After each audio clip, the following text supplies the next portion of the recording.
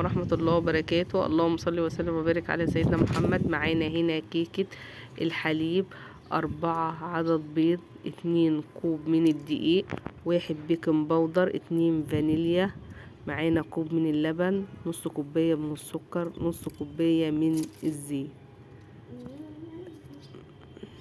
كوباية من السكر، ونص كوباية من الزيت. نضرب الخليط البيض مع السكر مع الفانيليا مع معلقة من الخل، يديكي احلى قوام كريمي. بعد كده هنضيف عليهم كوباية اللبن، وننزل عليهم الزيت بالتدريج لحد ما القوام يتقل كمان اكتر من كده، وبعد كده بننزل عليهم الدقيق.